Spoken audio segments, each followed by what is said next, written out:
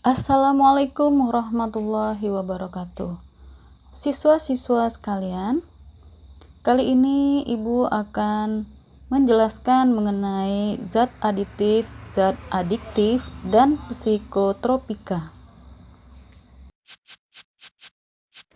Ada baiknya sebelum Ibu memulai pelajaran, silakan anak-anak tekan tombol subscribe dan tekan lonceng notifikasinya untuk mendapatkan video pembelajaran terbaru dari Ibu.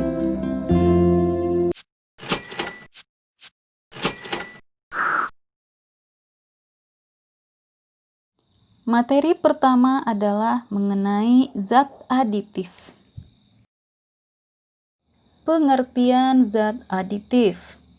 Zat aditif atau zat tambahan makanan merupakan bahan yang ditambahkan ke dalam makanan, baik pada saat memproses, mengolah, mengemas, atau menyimpan makanan. Bahan tambahan pangan adalah bahan yang ditambahkan dalam makanan untuk mempengaruhi sifat atau bentuk pangan, menurut Peraturan Pemerintah Nomor 28 Tahun 2004. Pemakaian zat aditif di Indonesia diatur oleh Departemen Kesehatan. Pengawasan dilakukan oleh Dirjen Pengawasan Obat dan Makanan atau Dirjen POM. Fungsi zat aditif adalah pewarna, penyedap rasa dan aroma, antioksidan, sekuestran, pemanis, pengasam, pengembang adonan, dan pengawet. Tujuan pemberian zat aditif adalah 1. Mempertahankan nilai gizi makanan. 2. Membuat makanan lebih menarik. 3. Menjaga mutu dan kestabilan makanan. 4. Konsumsi sebagian orang yang memerlukan diet. 5. Membuat makanan lebih tahan lama. Zat aditif dibedakan menjadi 1. Zat pewarna, 2. Zat pemanis, 3. Zat pengawet, 4. Zat penyedap, 5. Antioksidan, 6. Sekuestran, 7. Penambah aroma, 8. Pengatur keasaman. Macam-macam zat aditif. Zat aditif dibagi menjadi 2, yaitu 1. Zat aditif alami, 2. Zat aditif buatan. Zat aditif alami berupa pewarna. Contoh, wortel. Memberi warna oranye pada makanan, digunakan pada pembuatan selai nanas. Wortel juga baik dimakan langsung dan diminum perasan airnya karena mengandung provitamin A, yaitu beta-karoten, yang memberi warna oranye pada bahan makanan. Zat aditif alami pewarna yang kedua yaitu kunyit. Kunyit memberi warna kuning agak gelap pada makanan. Kunyit digunakan pada pembuatan nasi kuning. Kunyit ditambahkan pada pengolahan ayam atau itik untuk menghilangkan bau amis dan menambah rasa yang khas. Zat aditif alami pewarna yang ketiga adalah daun suji. Daun suji memberi warna hijau pada bahan makanan. Daun suji digunakan sebagai pewarna makanan dan minuman. Zat aditif alami pemanis. 1. Gula pasir atau gula tebu. Gula pasir dibuat dari tebu sebagai pemanis dan pengawet. Juga dapat menyerap kandungan air atau higroskopis, sehingga mikroorganisme tidak bisa berkembang. Zat aditif alami pemanis yang kedua adalah gula aren. Gula aren dibuat dari getah bunga aren. Gula aren lebih manis daripada gula Jawa, sehingga lebih sering digunakan dalam pembuatan jenang dan dodol. Zat aditif alami pemanis yang ketiga adalah gula kelapa. Dihasilkan dari buah kelapa, digunakan sebagai pemanis minuman seperti dawet, es kelapa muda, sirup, dan lain-lain, dan terkadang untuk sayur. Zat aditif alami pemanis yang keempat adalah madu. Madu mengandung zat gizi alami. Selain sebagai pemanis, juga menambah kandungan gizi pada makanan. Selanjutnya, macam-macam zat aditif alami kategori pengawet. 1. Garam dapur. Garam dapur dapat menyerap kandungan air atau higroskopis untuk menghambat dan membunuh pertumbuhan bakteri dalam makanan. Contoh pengawetan ikan asin. Zat aditif alami pengawet yang kedua adalah bawang putih. Bawang putih apabila diiris akan mengeluarkan zat alisin, yaitu zat yang dapat menghambat pertumbuhan bakteri. Zat aditif alami pengawet yang ketiga adalah asam cuka. Disebut juga asam asetat. Memiliki sifat asam yang mampu membunuh bakteri. Larutan asam asetat 4% dalam air sering digunakan sebagai pengawet buah atau sayuran. Zat aditif alami kategori penyedap yang pertama adalah garam dapur. Garam dapur berasal dari rasa asin yaitu NaCl. Diperoleh dari penguapan air laut yang masih mengandung garam magnesium dan kalsium dan pengolahan dari pengotor. Biasanya ditambahkan nutrisi tambahan iodin. Iodium baik untuk mengurangi risiko penyakit gondok. Zat aditif alami penyedap yang kedua adalah bawang putih. Bawang putih mengandung alisin, sulfur, dan iodin yang tinggi. Yang ketiga, cabai merah. Merupakan penyedap dan perangsang selera makan. Cabai merah mengandung vitamin C dan A yang lebih banyak dibandingkan cabai hijau. Selanjutnya, zat aditif alami pemberi aroma. Yang pertama, daun jeruk. Daun jeruk memiliki aroma khas, segar, dan membangkitkan selera makan. Daun jeruk dapat menghilangkan bau amis ikan. Yang kedua, vanili. Vanili memiliki aroma yang harum, biasanya digunakan dalam pembuatan roti dan kolak. Zat aditif alami pemberi aroma yang ketiga adalah serai. Serai penambah aroma pada minuman penghangat tubuh. Selain itu, penambah aroma segar pada makanan bersantan. Zat aditif alami pemberi aroma yang keempat adalah daun pandan. Daun pandan ditambahkan pada nasi supaya harum dan tidak cepat basi. Daun pandan digunakan dalam pembuatan kue, bubur, dan es. Zat aditif alami pengasam. 1. Jeruk nipis. Jeruk nipis menghilangkan rasa mual saat mengonsumsi makanan. Misalnya jeruk nipis yang ditambahkan pada soto dan minuman. Sekarang kita akan membahas mengenai zat aditif sintetis atau buatan kategori pewarna. Memberikan warna bahan makanan agar lebih menarik.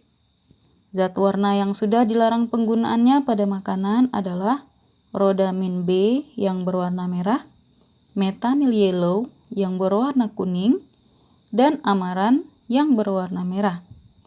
Berikut ini adalah tabel penggunaan bahan sintetis pewarna yang diperbolehkan dalam makanan dan minuman. Zat aditif sintetis atau buatan kategori pemanis biasanya digunakan pada pembuatan sirup, sari buah, minuman ringan, dan berbagai kue. Contoh pemanis buatan adalah sakarin yang 300 lebih manis dari gula, aspartam 200 kali lebih manis dari gula, asesulfam 200 kali lebih manis dari gula, siklamat 30 kali lebih manis dari gula, sorbitol, dan dulsin Dulsin sudah dilarang karena bersifat karsinogen. Zat aditif sintetis atau buatan kategori pengawet digunakan supaya makanan lebih tahan lama. Contoh pengawet buatan: 1. Natrium benzoat dan asam benzoat. Untuk mengawetkan minuman ringan, kecap, margarin, dan lain-lain.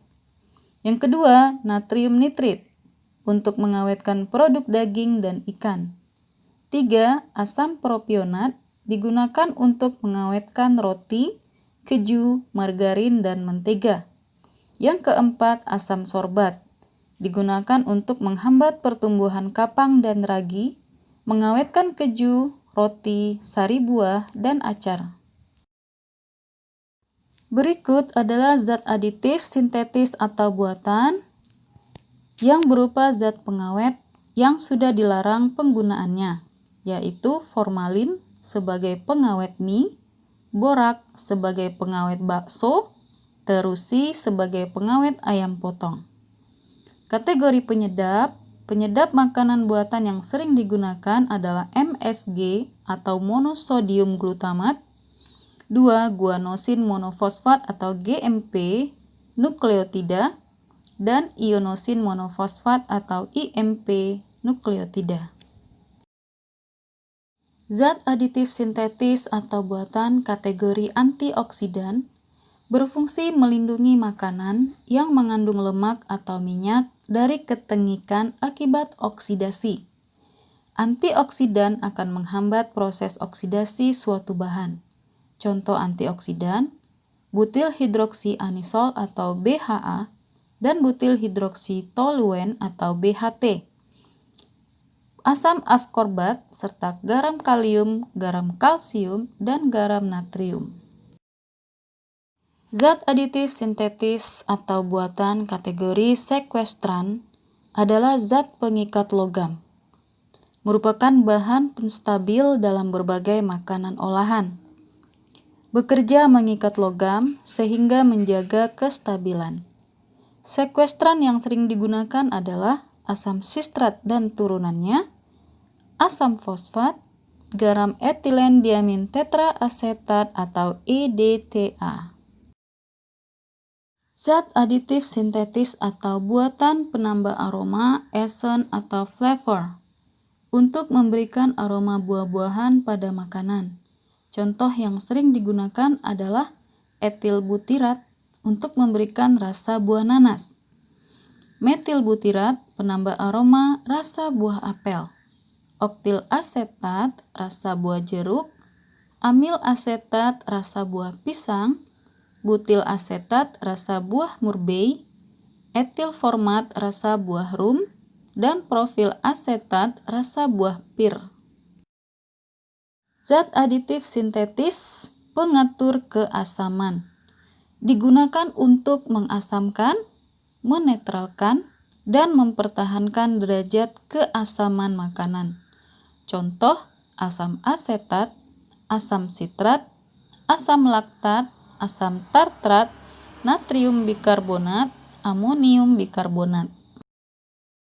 Batas penggunaan zat aditif harus diketahui oleh masyarakat. Masyarakat perlu mengetahui informasi batas maksimal penggunaan atau BMP atau Acceptable Daily Intake atau ADI. BMP atau ADI adalah batasan yang tidak menimbulkan risiko bila dikonsumsi manusia per kilogram berat badan. Berikut ini adalah tabel batas penggunaan zat aditif. Contoh, seorang siswa dengan berat badan 40 kg mengonsumsi makanan dengan zat aditif dengan ADI 5 mg per kilogram. Maka batas maksimal harian yang aman dimakan adalah 5 kali 40 sama dengan 200 mg. Materi yang kedua adalah zat adiktif. Zat adiktif terdiri atas narkotika, psikotropika, dan zat adiktif atau disingkat NAPZA. Nabza adalah singkatan dari narkoba, psikotropika, dan zat adiktif. Narkoba adalah singkatan dari narkotika dan obat-obat berbahaya. Penggunaan narkotika diatur Undang-Undang RI Nomor 22 Tahun 1997. Narkoba jenis narkotika dibagi menjadi 3 golongan. Golongan 1, berpotensi sangat kuat menimbulkan ketergantungan. Penggunaannya dilarang untuk pengobatan, contoh opium, heroin, dan ganja. Golongan 2, berpotensi kuat menimbulkan ketergantungan. Digunakan secara terbatas untuk pengobatan, contoh petidin, candu, betemetadol. Golongan ketiga, berpotensi ringan menimbulkan ketergantungan. Banyak digunakan untuk pengobatan. Contoh asetil dihidrokodenia, dextroproposifen, dan dihidrokodeina. Psikotropika adalah zat atau obat bukan narkoba, baik alami maupun sintetis yang bersifat psikoaktif melalui pengaruh selektif dalam susunan sistem saraf pusat dan dapat menimbulkan ketergantungan atau ketagihan. Penggolongan psikotropika dan contohnya diterangkan dengan Undang-Undang Nomor 5 Tahun 1997. Psikotropika dibagi atas 4 golongan. Golongan 1, berpotensi sangat kuat menimbulkan ketergantungan. Penggunaannya dilarang untuk pengobatan. Contoh ekstasi, LSD, dan DOM. Golongan 2, berpotensi kuat menimbulkan ketergantungan. Contoh amfetamin, metamfetamin, sabu, dan fenetilin. Psikotropika golongan 3 berpotensi sedang menimbulkan ketergantungan. Dapat digunakan untuk pengobatan dengan resep dokter. Contoh amorbarbital, buprenorfina, dan mogadon. Golongan keempat berpotensi ringan menimbulkan ketergantungan. Dapat digunakan untuk pengobatan dengan resep dokter. Contoh diazepam, nitrazepam, lexotan, dan pil koplo. Hanya saja sering disalahgunakan, seperti obat penenang, sedatif, atau obat tidur yang bersifat hipnotika. Contoh psikotropika amfetamin mempunyai dampak perangsang kuat pada jaringan syaraf. Dampak yang ditimbulkan adalah penurunan berat badan, gelisah, mudah marah dan tersinggung, mudah bingung. Penggunaan jangka panjang dapat menyebabkan otak menjadi rusak, paranoid, sampai gila, dan berujung kematian. Contoh, dexamfetamin atau dexedrine, dan pemolin atau volital. Ekstasi. Nama kimia ekstasi adalah 3,4 metilen dioksimetil-amfetamin atau MDMA. Jenis ekstasi berupa Aladin, apel, butterfly, elektrik. Nama populer ekstasi XTC, Doves, New Yorkers, Inef, Kancing, Essence. Pengaruh langsung adalah fly, mudah tersinggung, cemas, energik, mata sayu, susah tidur, dan berkeringat. Pengaruh jangka panjang adalah kerusakan saraf otak, dehidrasi, halusinasi, kurang gizi, ketergantungan, dan gejala putus asa, serta agresif. Psikotropika jenis sabu-sabu. Nama kimianya adalah metamfetamin, berbentuk kristal seperti gula pasir atau vetsin. Jenis sabu-sabu adalah kristal, coconut, gold river. Dikenal dengan sebutan ice, kristal, ubas, mecin, glass, hierophant, dan quartz. Dampak sabu-sabu adalah mempengaruhi saraf, ketergantungan, penyakit jantung, dan kematian. Zat adiktif adalah zat atau obat-obatan bukan narkotika atau psikotropika, yang jika dikonsumsi akan bekerja pada sistem saraf pusat dan menyebabkan ketagihan atau ketergantungan. Contoh, alkohol, nikotin, kafein, inhalan, atau larutan yang mudah menguap seperti lem, cat semprot, dan lain-lain. Contoh zat adiktif adalah rokok.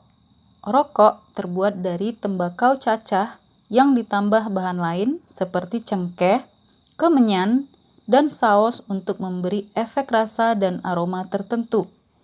Rokok merusak kesehatan dan menyebabkan berbagai penyakit, di antaranya penyakit paru-paru, jantung, bahkan kematian. Zat berbahaya yang ada dalam rokok antara lain nikotin, tar tembakau, karbon monoksida, dan bahan kimia lain. Zat-zat berbahaya yang terkandung dalam rokok, yang pertama nikotin. Nikotin adalah zat utama yang terdapat dalam daun tembakau. Nikotin bersifat racun, mudah diserap kulit, berwarna kuning agak pucat, menjadi coklat jika terkena cahaya. Nikotin berfungsi sebagai stimulan mempercepat kegiatan otak, lebih adiktif dibanding heroin. 2. Tar tembakau. Tar tembakau penyebab utama kanker paru-paru bagi perokok karena bersifat karsinogenik dan menyebabkan penyakit tenggorokan dan pernapasan. Zat berbahaya yang terkandung dalam rokok yang ketiga adalah karbon monoksida. Adalah gas yang sangat beracun dan berbahaya, dihasilkan dari pembakaran yang tidak sempurna. Merokok menghasilkan gas karbon monoksida. Gas karbon monoksida tidak berwarna dan tidak berbau. 200 kali lebih kuat pengikatannya terhadap Hb dibanding oksigen. Hb yang mengikat karbon monoksida lebih stabil sehingga sulit melepaskan CO. Sistem transportasi terganggu dan darah teracuni gas CO. Berikut reaksi hemoglobin dengan oksigen dan karbon monoksida. Hb ditambah oksigen akan menghasilkan HbO2. Hb ditambah CO akan menghasilkan HbCO. Zat berbahaya yang terkandung dalam rokok yaitu bahan kimia lain seperti 4.000 zat lain yang dapat ditemukan dalam asam rokok. Sebagian beracun, diantaranya dapat menyebabkan kanker. Contoh aseton, amonia, dan hidrogen sulfida. Perokok terbagi atas dua, perokok aktif dan perokok pasif. Perokok aktif adalah orang yang menghisap rokok secara langsung. Perokok pasif adalah orang yang tidak merokok tetapi ikut menghisap asap rokok. Berisiko terkena kanker paru-paru, asma, dan penyakit pernapasan lain. Perokok pasif yang tinggal bersama perokok aktif memiliki kecenderungan lebih besar untuk terkena penyakit pernapasan. Akibat yang ditimbulkan dari merokok adalah 1. Pengaruh langsung setelah merokok berupa peningkatan denyut jantung, berkeringat, napas berbau rokok, mual atau ingin muntah, pusing, keluar air liur, tenggorokan gatal, pakaian bau asap tembakau. 2. Pengaruh pada sistem pernapasan, yaitu bronkitis, kanker paru-paru akibat tar dalam rokok, berdahak, susah bernapas, dan radang saluran pernapasan. 3. Pengaruh pada sistem jantung dan pembuluh darah, yaitu berupa tekanan darah tinggi, terkena serangan jantung, dan penyempitan pembuluh darah. Yang keempat, berpengaruh pada sistem pencernaan, yaitu lambung dan usus menjadi terluka. 5. Pengaruh pada sistem reproduksi dan pengaruhnya pada bayi. Ibu hamil yang merokok dapat menyebabkan berkurangnya fungsi paru-paru dan sempitnya jalan pernapasan pada bayinya. Keguguran pada kehamilan, bayi yang dilahirkan memiliki berat kurang dari normal dan pertumbuhan bayi terhambat. 6. Pengaruh pada sistem saraf, pembuluh darah menyempit, dan stroke. Contoh zat adiktif lainnya adalah minuman keras. dibedakan menjadi 3 golongan, yaitu golongan A berkadar alkohol 1-5%, contoh bir. Golongan B berkadar alkohol 5-20%, contoh anggur atau wine. Golongan C berkadar alkohol 20-45%, contoh arak, whisky, dan vodka. Nama senyawa organik pada alkohol adalah etanol atau etil alkohol atau C2H5OH. Berupa cairan bening, tidak berwarna, beraroma khas, mudah menguap. Dapat diperoleh dari fermentasi atau peragian madu, gula, sari buah, atau umbi-umbian. Alkohol dapat menekan aktivitas otak bagian atas untuk menghilangkan kesadaran. Dampak pemakaian alkohol dalam jangka panjang adalah 1. Menginduksi dan meningkatkan metabolisme obat-obatan. 2. Mengurangi vitamin A dalam hati. 3. Meningkatkan aktivitas racun di hati. 4. Meningkatkan aktivitas zat karsinogenik. 5. Menghambat pembentukan protein. 6. Membuat gangguan pada fungsi hati. Alkohol juga menyebabkan ketagihan, sehingga termasuk zat adiktif. Alkohol diserap cepat dan diedarkan ke seluruh tubuh. Di hati, alkohol dioksidasi. Sisa alkohol di darah akan terbawa ke otak, menyebabkan euforia, rasa kantuk, tertidur, bahkan kematian. Adapun dampak mengonsumsi minuman beralkohol, 1. Pengaruh langsung setelah minum adalah kehilangan keseimbangan tubuh, pusing, merasa gembira, kulit menjadi merah, perasaan dan ingatan menjadi tumpul, dalam dosis tinggi menjadi mabuk, tindakan tidak terkontrol, dan kendali diri berkurang. 2. Pengaruh pada sistem pernapasan, denyut jantung dan pernapasan melambat.